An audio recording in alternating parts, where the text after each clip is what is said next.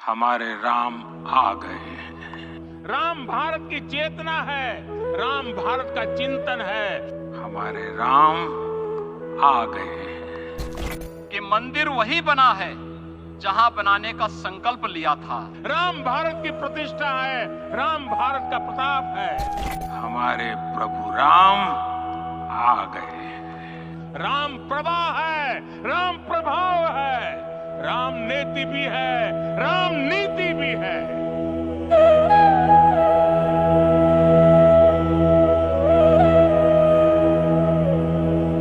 दोस्तों, कहते हैं मरने से कुछ वक्त पहले इंसान की आंखों के सामने से उसकी सारी जिंदगी गुजर जाती है।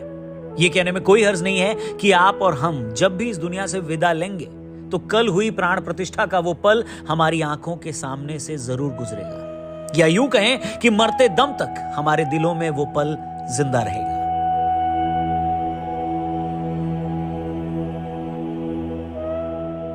एक ऐसा पल जिसे देखकर शायद ही कोई भारतवासी न रोया हो, जिसे देखकर शायद ही किसी की आंखें नम न हुई हो, और जिसका गवाह बनकर शायद ही कोई हिंदू होगा जो भावुक न हुआ हो। सच कहूं तो जिस दौरान मैं ये सब बोल रहा हूं, मेरा रोआ रोआ कांप रहा है। मैं अब भी इस पल की डिविनिटी को, दिव्यता को महसूस कर पा रहा हूं।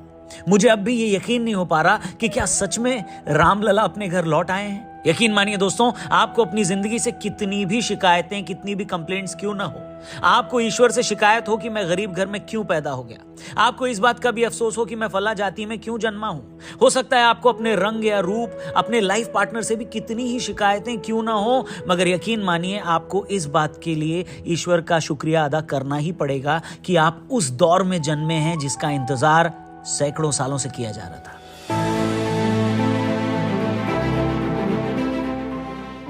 नमस्कार, जय श्री राम। मेरा नाम है रौनक। दोस्तों, आज के वीडियो में आपका स्वागत है। आज से 500 साल बाद जब इस बात का जिक्र होगा कि 22 जनवरी 2024 को अयोध्या में भगवान श्री राम के मंदिर की प्राण प्रतिष्ठा हुई, तो दुनिया उन लोगों से जलेगी, ईर्ष्या करेगी जो जीते जी ये सब देख पा रहे थे।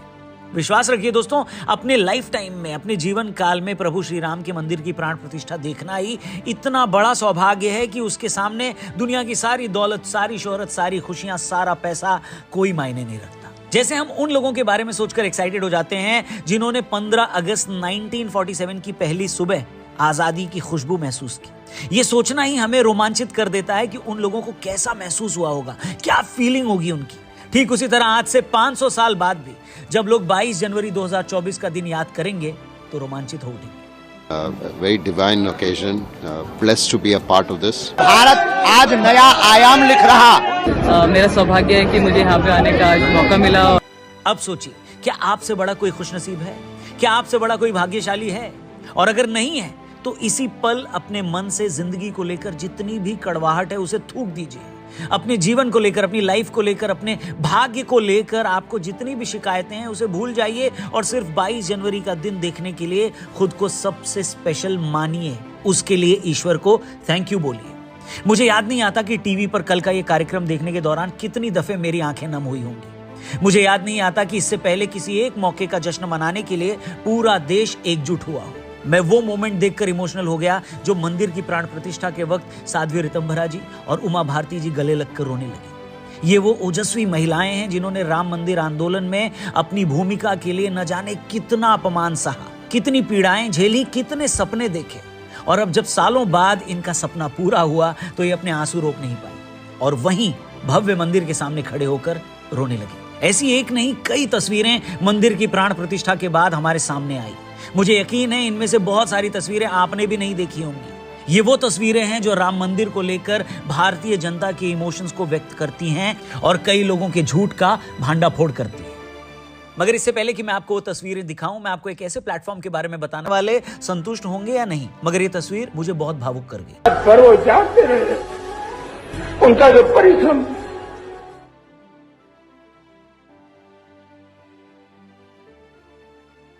उन साथियों को मैं प्रणाम करता हूं। राम विवाद नहीं, राम समाधान है। राम सिर्फ हमारे नहीं है, राम तो सबके हैं। दोस्तों, ये दो तस्वीरें ये बताने के लिए काफी हैं कि वक्त से ज्यादा ताकतवर कोई नहीं होता।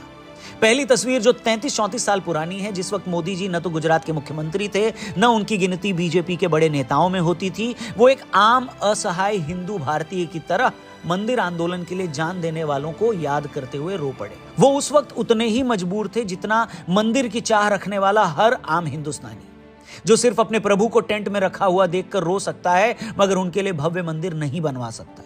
मगर वही अयोध्या थी, वही नरेंद्र मोदी और वही भारतीय राजनीति। इन 35 सालों में वक्त का पहिया ऐसा घूमा कि उसने सारी चीजें 360 डिग्री बदल कर रख दी।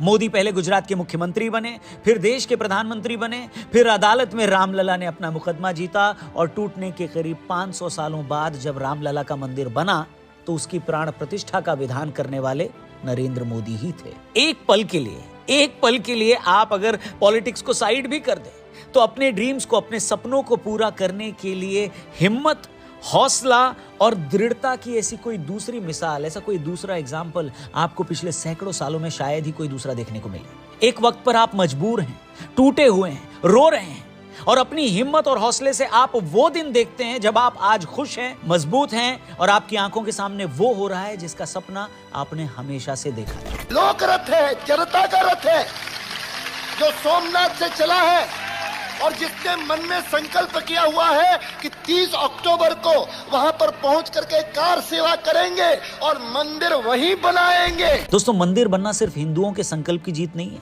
बल्कि यह भी बताता है कि एक देश के तौर पर हमारा चरित्र क्या है। आप एक पल के लिए जरा सोच कर देखिए, भारत की 80% से ज्यादा आबादी हिंदुओं की है। हिंदुओं के सबसे पूजनीय भगवान हैं श्री राम। श्री राम का जन्मस्थल है अयोध्या। इसके बावजूद हम अपने ही भगवान को उनका घर दिलवाने के लिए 500 सालों से संघर्ष कर रहे थे। बताइए, आजादी के बाद भी इस लड़ाई को जीतने के लिए अदालत का दरवाजा खटखटा रहे थे। क्या आप इमेजिन भी कर सकते हैं कि किसी और धर्म में उन्हीं के पवित्र स्थान को बनाने के लिए इतने सालों तक स्ट्रगल किया जाए, या कोई और धर्म अपने भगवान के जन्म स्थान पर उनका घर बनवाने के लिए इतना संघर्ष करता? आप बताइए, बिल्कुल नहीं करता। वहां मर्जी पूछना या अदालत में जाना तो दूर, रातों रात दूसरे पक्ष को कुचल दिया जाता। आप लाठीचार्ज कीजिए, मार डालिए, नहीं जाएंगे, आप गोली चलाइए। भूल गए लो दासी की खबरिया। आज मंदिर बनने पर लोगों की खुशी देखकर हैरानी भी हो रही है कि दूसरे पक्ष को अच्छे से पता था कि अयोध्या में प्रभु श्री राम का मंदिर बनना हिंदुओं के लिए कितना इंपॉर्टेंट है, कितना मायने रखता है। मेरी बात पर मत जाइए, हेलो, अपने आसपास नजर दौड़ाइए, अपनी सोसाइटी, अपने मोहल्ले, अपने शहर, अपने मोबाइल में आ रहे वीडियोस पर नजर डालिए और बताइए कि क्या आपने अपने आसपास लोगों को कभी किसी एक कार्यक्रम के लिए इतना खुश, इतना एक्साइटेड देखा था क्या? यही मेरा कहना है कि ऐसा तो नहीं है ना कि दूसरे पक्ष को यह पता नहीं था कि हिंदुओं के लिए भगवान श्री राम के क्या मायने हैं। फिर भी उन्होंने न एक पक्ष की भावनाओं को समझा, न उनके कल्चर और धर्म की इज्जत की, बल्कि सैकड़ों सालों के संघर्ष के बाद जब सुप्रीम कोर्ट ने फैसला सुना दिया, तब भी वो जहर उगलने में लगे हैं। ट्विटर पर आपको एक तरफ से ऐसे 20 अकाउंट मिल जाएंगे जो प्राण प्रतिष्ठा वाले दिन भी मंदिर बनने को लेकर जहर उगल रहे हैं। वो विवादित ढांचा तोड़कर मंदिर बनाने की बात तो करते हैं, मगर उनके पास इस बात का कोई जवाब नहीं है कि उन्हें कैसा लगता अगर उनके किसी पवित्र स्थान को तोड़कर दूसरा पक्ष वहां मंदिर बना लेता। जब उनसे यह पूछा जाता है कि विवादित ढांचे को क्या मंदिर तोड़कर नहीं बनाया गया, उस पर भी वो कुछ नहीं बोलते। वो एएसआई की रिपोर्ट को भी नहीं मानते। वो सालों तक विवादित ढांचे में हो रही पूजा को भी नहीं कबूल करते। वो तो बस मंदिर बनने के बाद से लगातार जहर उगल रहे हैं। ये राम जन्मभूमि, यही राम नीचे दबे हुए हैं, छिपे हुए हैं, बाबरी मस्जिद दाब के रखे हुए हैं। कहाँ खेसरा खतियान प्लॉट नंबर कुछ है कोई प्रमाण? प्रभु श्री राम का अपमान करने वाले पहले भी थे और अब भी हैं, मगर जैसे पहले वालों को आज कोई नहीं पूछ रहा है, अब वालों की भी वही गत होगी। मगर उनमें और हम में यही फर्क है, और सबसे बड़ा फर्क तो कल मोदी जी ने खुद बता दिया। एक शाहजहां था जिसने ताजमहल बनवाने वालों के हाथ काट दिए थे, और एक हम हैं जो मंदिर बनाने वालों पर फूलों की वर्षा करते हैं। एक वो बादशाह थे जो सत्ता पाने के लिए अपने बाप तक का कत्ल कर देते थे, और एक हमारे प्रभु श्री राम हैं जिन्होंने सिर्फ अपने पिता की बात का मान रखने के लिए दुनिया के सबसे बड़े राज्य का राजपाट ही छोड़ दिया, वन में चले गए। यही फर्क है सनातन संस्कारों और बाकी लोगों में। ये संस्कार भगवान श्री राम के ही तो दिए हैं। जिनमें हम दूसरे का छीन कर पाना तो दूर, खुद अपना भी दूसरों के सम्मान में छोड़ देते हैं। मंदिर बनाने वाले कार्यकर्ताओं पर मोदी जी की ये पुष्प वर्षा उन्हीं भारतीय संस्कारों को दिखा रही थी। दोस्तों, बहुत से लोग ये क्वेश्चन पूछ रहे हैं कि भगवान श्री राम का मंदिर तो बन गया, रामलला अब विराजमान हो गए, अब इससे बदलेगा क्या, उससे होगा क्या? मैं बताता हूं उससे क्या होगा। दोस्तों, दुनिया का कोई भी शास्त्र उठाकर देख लीजिए, उसमें क्लियरली ये लिखा है कि कोई इंसान तब तक लाइफ में तरक्की नहीं कर सकता जब तक वो अपने माँ बाप का सम्मान नहीं करता। कोई भी इंसान अपने माँ बाप की इज्जत किए बिना लाइफ में आगे नहीं बढ़ सकता। आप अपने आसपास भी नजर घुमाकर देख लीजिए, जिन लोगों ने भी ऐसा किया उनका फिर हश्र क्या हुआ। ये इज्जत, ये सम्मान दिया गया है हमारे शास्त्रों में माता पिता को, उन्हें भगवान का दर्जा दिया गया है, भगवान का। अब आप ऐसी सोसाइटी के बारे में सोचिए, ऐसे समाज के बारे में सोचिए जहां उस समाज के सबसे बड़े आराध्य का ही सम्मान न हो रहा हो, जहां उनके सबसे पूजनीय भगवान को अपने घर में ही जगह न मिल रही हो, जहां उनके बच्चे अपने भगवान को उसका घर न दिलवा पा रहे हों, जहां उनके प्रभु श्री राम एक टेंट में गुजर बसर कर रहे हो। भगवान राम ने 14 साल का वनवास तो अपने पिता के वचन का पालन करने के लिए खुद भुगता था, मगर इस देश में 500 सालों का वनवास वो इसलिए भुगत रहे थे क्योंकि उनके भक्त, उनकी संतानें उनको उनका घर नहीं दिलवा पा रही थी। और जो देश, जो सोसाइटी अपने ईश्वर को ही उसका घर नहीं दिलवा सकती, उनको सम्मान नहीं दिलवा सकती, वो भला क्या ही तरक्की करेगी। हमारे रामलला अब टेंट में नहीं रहेंगे। मैं आज प्रभु श्री राम से क्षमा याचना भी करता हूं।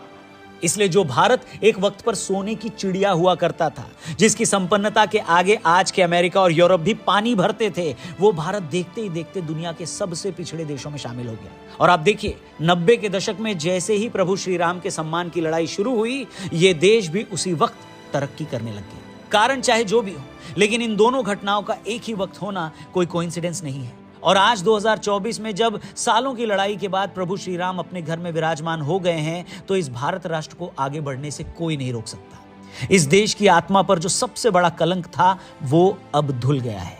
इस देश की सामूहिक चेतना पर जो सबसे बड़ा बोझ था, वो अब हट गया है।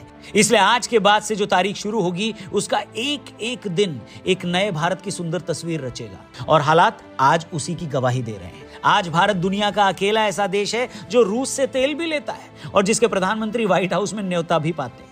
आज भारत वो देश है जो दुनिया भर में फैली मंदी के बावजूद बचा रहा। आज भारत दुनिया का इकलौता देश है जो 7% की दर से तरक्की कर रहा है। कहने को तो बहुत कुछ है दोस्तों, मगर मैं चाहूंगा कि उन चीजों को बताने की बजाय अब आइए उन चीजों को होते हुए देखा जाए। और दोस्तों, अंत में यही कहना चाहूंगा कि प्रभु श्री राम की संतान होने के नाते हम सबका सालों पुराना अधूरा फर्ज पूरा हो गया है। उम्मीद करते हैं ईश्वर की नजरों में हमारा ये प्रायश्चित पूरा हो गया है। और इसी के साथ प्रभु श्री राम हमारे लिए भाग्य के द्वार जरूर खोलेंगे। अभी तो काशी और मथुरा की लड़ाई भी बाकी है, वो भी जरूर लड़ी जाएगी, मगर फिलहाल वक्त है इस पल के आनंद का। भारत में नई ऊर्जा है, भारत में आज नई किरण है और सूर्यवंशी प्रभु श्री राम के आने के कारण आज सूर्योदय भी अद्भुत हुआ है। और इसी तेजोमय के साथ अब भारत विश्व गुरु की यात्रा प्रारंभ करेगा। और इस भारत में जातिवाद का जहर मिटेगा, क्योंकि राम सबरी के थे, राम वाल्मीकि के थे, राम सबके हैं और राम सबके रहेंगे। जय सिया राम।